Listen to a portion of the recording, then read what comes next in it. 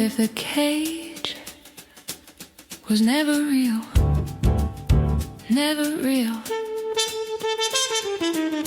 What if the bars were only thoughts, only thoughts? I woke up feeling stuck again, but I'm not stuck, I'm rising. Peace and welcome to Be Aware of Your Thoughts. This is how manifestation works. Here we remember that our mind is not a cage, it is a sacred space.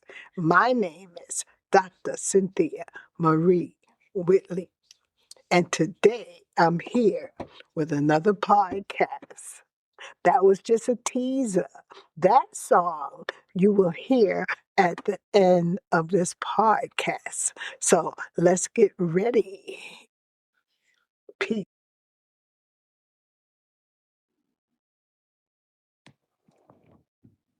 How to break free from the mental cage. I woke up this morning and in one of my most private times, you know that time when consciousness is returning after being in sleep, after coming back from the subconscious, but you haven't opened your eyes yet? Those few moments, because that's all it is, that is such a precious time for me to receive revelations that I feel I must share with those in the sound of my voice.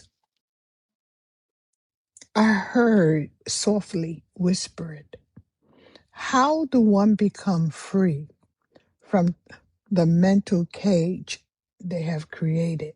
What if the cage we feel trapped in at times has no bars?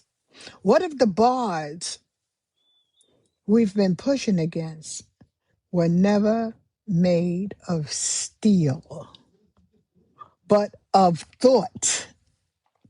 Pause with that for a moment, because many people today are not physically imprisoned, and yet they, and sometimes we, me too, wake up feeling stuck, limited, unseen, or unable to move forward. Not because we lack ability and not because we lack opportunity, but because somewhere along the way we accepted a story about ourselves that quietly became a cage. I remember I was in a school audition and I wanted to be Dorothy from The Wizard of Oz, but the only Wizard of Oz was the original Wizard of Oz, and I knew darn well I did not look like Julie Garland, but Emily did, my friend, my best friend. I was already defeated because I said she's going to get it because I don't look like Dorothy.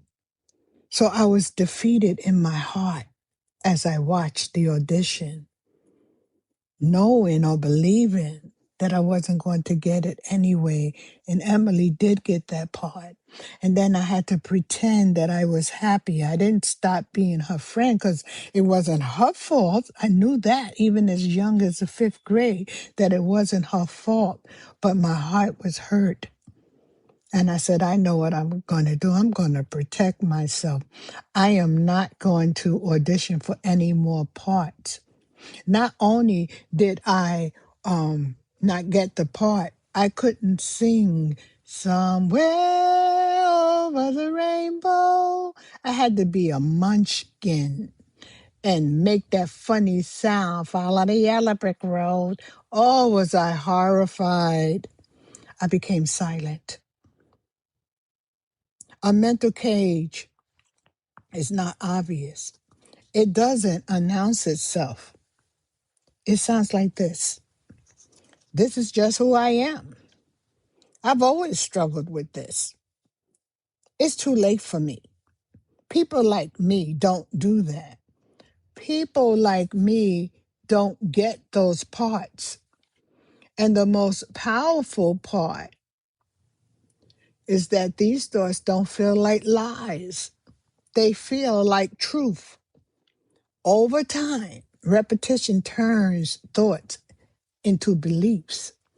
Beliefs turn into identity, as false as it may be, and identity shapes behavior. So without realizing it, we stop trying.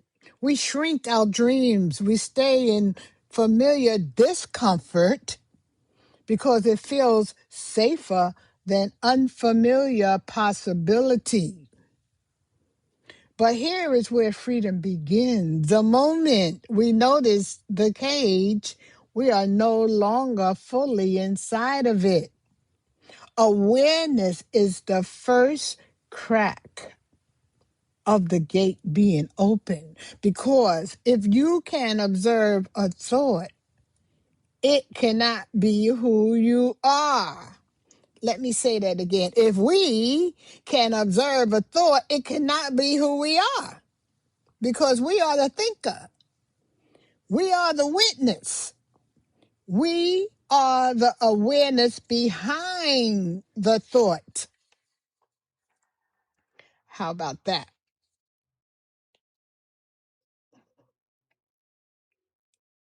So who built the cage? This is not about blame. Many of our mental cages were built through childhood experiences, like the one I told you about with Dorothy. Through repeated messages from others, doesn't matter who from, could be family, it could be the media, doesn't matter, could be friends, through moments of pain, rejection, I'm holding my heart here, or failure. At some point, our mind made a decision. And this is how we stay safe, or at least we think we're safe. And that decision becomes a pattern. So the cage was never meant to trap us. We wouldn't do that to ourselves knowingly. It was meant to protect us. But what once protected us may now be limiting us. Freedom does not come from force. It comes from questioning. That you mean it's okay for us to ask questions? Yes. Are you sure? Yes. How else are you going to learn? The questions rise up in you all the time. Doesn't matter who you are. Little kids show us that all the time by asking question after question after question after question. We ask too. They just say it. They're not hindered yet. They're not afraid yet. That comes with time. That's odd, right? The older we get, or in the middle, we stop asking questions. We start thinking about everybody outside of us and what they might think. Instead of fighting your thoughts, begin asking, is this absolutely true? Where did I learn this? Who would I be without this belief? This is where the shift begins, because every limiting belief is built on a story.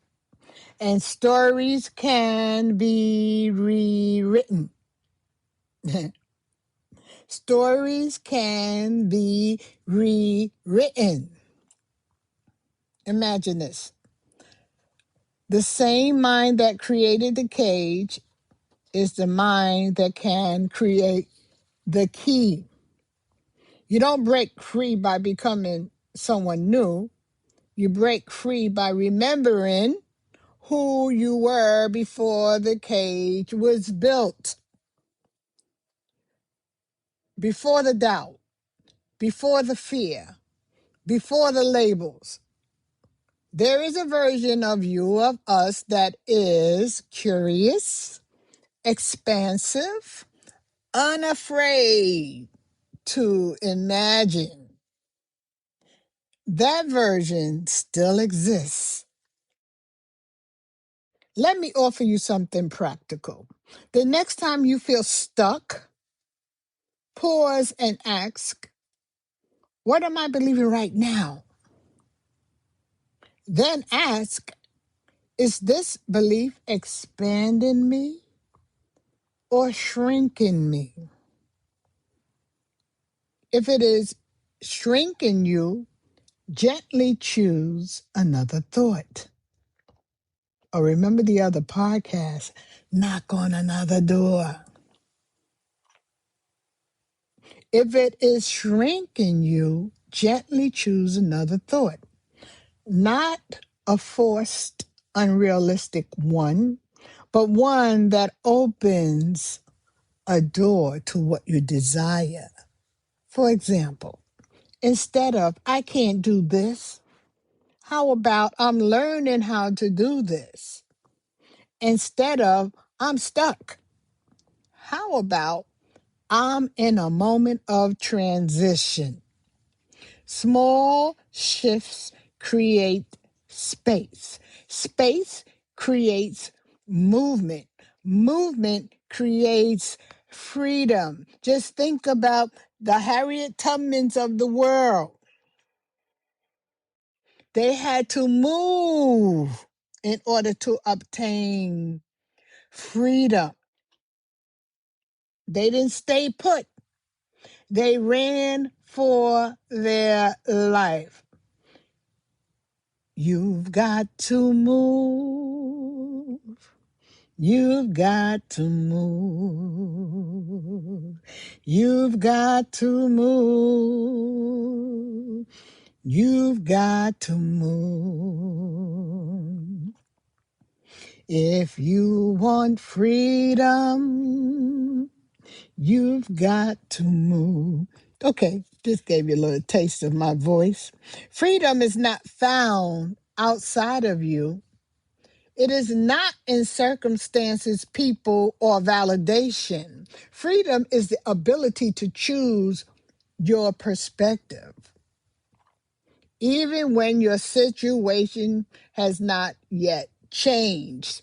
And from that new perspective, your actions begin to change. Your energy begins to shift.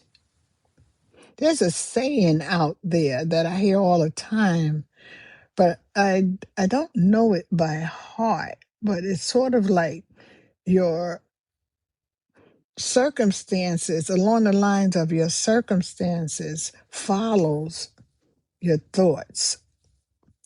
But it has the word energy in it, almost like where your energy goes is where things become materialized along that line. And eventually your reality follows. That's the key. So I'll leave you with this. The cage is made of thought.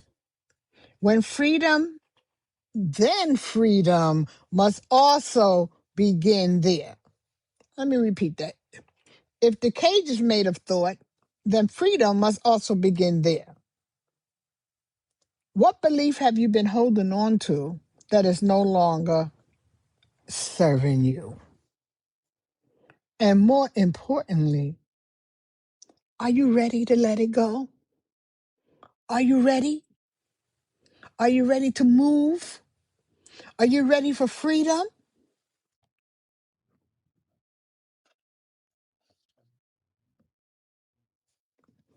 Thank you for spending time with me. If this message touched, moved, and inspired you, then take a moment and reflect upon what was said. Listen to it again. Share this message with at least 3 people who you know will appreciate this message and can benefit from this podcast. Thanks for listening, because I now have nearly 2,500 podcast downloads. And believe me, in the beginning, Before, when I had zero, I said, ooh, I'm going to do this. I'm going to do this. And I was afraid. Yes, I was. Yes, I was. But I did it anyway. I said, no cage for me. Not now. So please consider becoming a supporter of the show for as little as $3 a month. You can cancel at any time. And remember, be aware of your thoughts because your mind is not a cage. It's a sacred place. Your thoughts become your life. And because they are always creating, they make your experiences also. And with that, I say peace.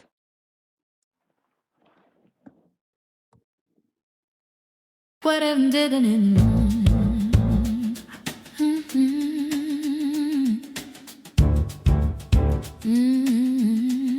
Yeah. What if the cage was never real? Never real. What if the bars were only thoughts? Only thoughts. I woke up feeling stuck again. But I'm not stuck, I'm rising. A quiet voice said, this is the end.